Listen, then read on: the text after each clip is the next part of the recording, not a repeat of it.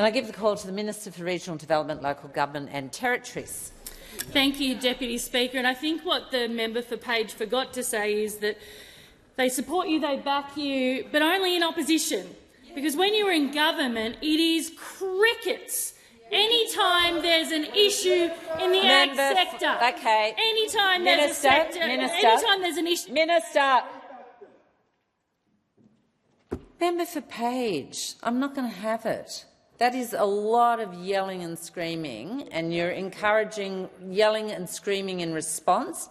It brings down the dignity of the House all around. You can have robust, passionate debate, but the slanging match at each other is going to stop. I give the call to the Minister. Thank you, Deputy Speaker. Anytime there's an issue when those opposite were in government, it was crickets.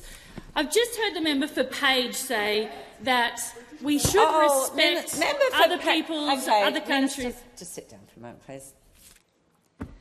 Member for Page, I've asked for no interjections. Yelling is disorderly. Member for Page, you've been here long enough to know full well that it is highly disorderly for you to be interjecting right now. I've warned you. The next time I'm just going to ask you to leave the chamber. Okay? Minister, you have the call. We've just heard from the member for Page that we should respect other countries' views. But when they were in government, I'm not sure whether they respected anything that China did, because your advocacy when you're on this side of the House resulted in farmers losing markets, in losing money, in making sure that they couldn't export to a country that was one of our biggest trading partners. So since we've been in government, what we've done— you can just leave the chamber. What we've done is had—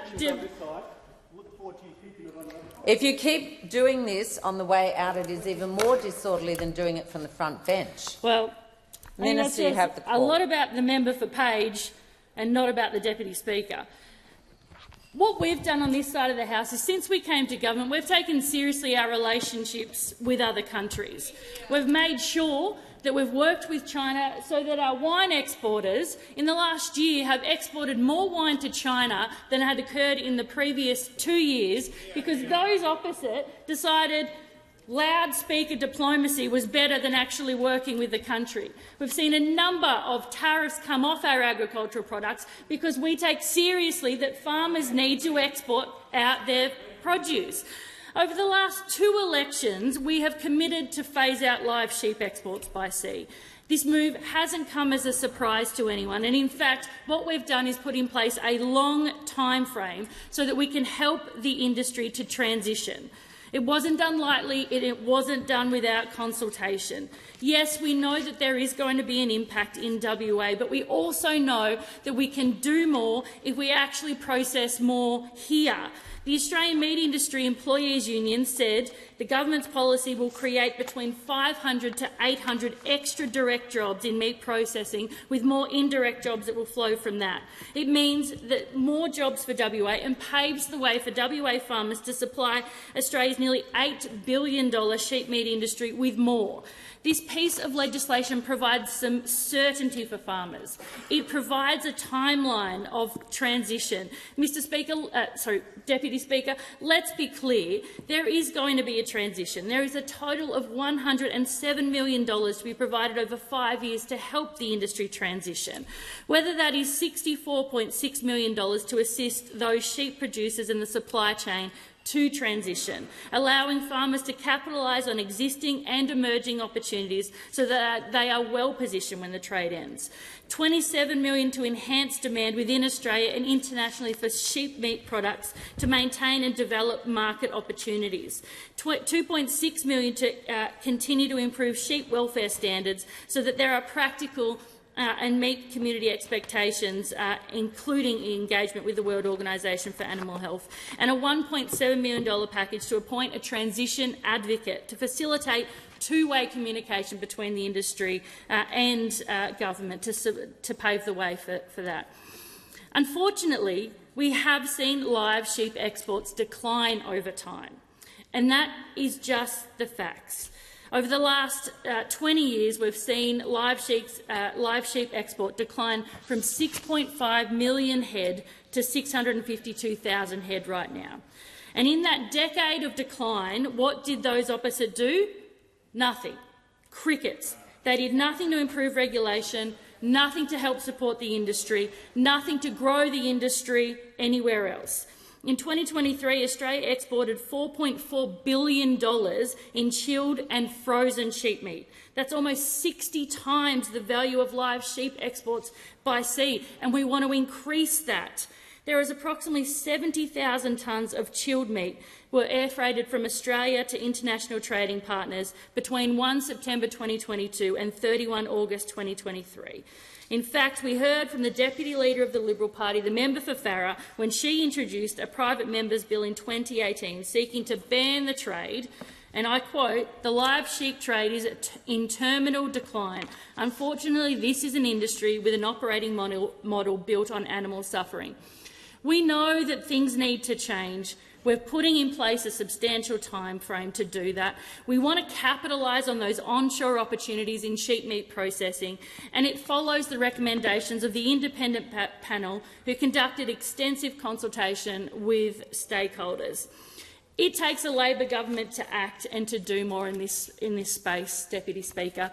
It is incredibly frustrating to stand here and listen to the member for Page talk about how there's a bunch of inner-city Labor MPs driving this. Well, I can tell you I am not from the inner city, and I represent a lot of agricultural industry in my electorate. An electorate that has seen an increase because of what this government has done in its work with China, making sure that our wine producers can export more in the end, making sure that we're taking tariffs off wheat and barley. There's still more work to do with our lobsters as well. But we are a government that takes things seriously. Those opposite, it's all crickets when you're in government. I didn't hear a single word, not a single word, when there were transmission lines going on agricultural properties in my electorate. When you were in government, there wasn't anything that you said, not a single thing that you did to make it easier for farmers in that consultation process. Yet in opposition, it's, oh, hold on, you're doing something that's making a difference. No, these things didn't start when we came to government 2 years ago. They started years before. And in government, you could have done something about it, but those opposite did nothing.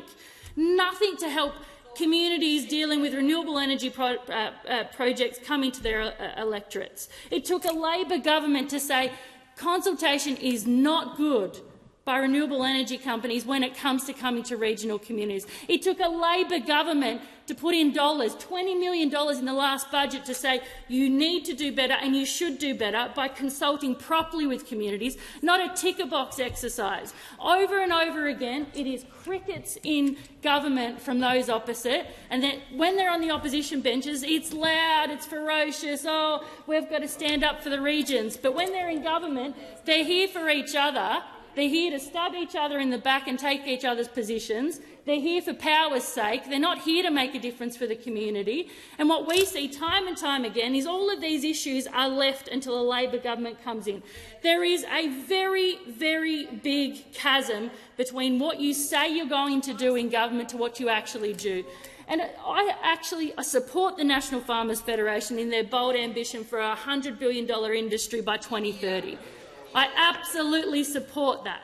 I think that's a great aim, and as a large country with a big agricultural industry, we should absolutely be aiming for $100 billion by 2030 and more, in a whole range of different sectors across ag, whether that's on land or in the water. We have all of the expertise, all of the knowledge right here in this country. But time and time again, our farmers have been let down when you have been in government, time and time again. And it is not good enough now to sit on the opposition benches and say, yeah, look, there is a declining industry, but we were going to do nothing about it. What we want to do is increase local sheep meat producing. We want to open new markets. We want to make sure farmers are taken care of, which is why there is a long transition period out to 2028. We need to provide certainty to people, and that's exactly what we're doing with this bill. with this government, because on this side of the House we believe in providing certainty for people. People knew what they were voting for in the last 2 elections. That's exactly what we've legislated, and we've made sure that there is a long transition period to help sheep farmers.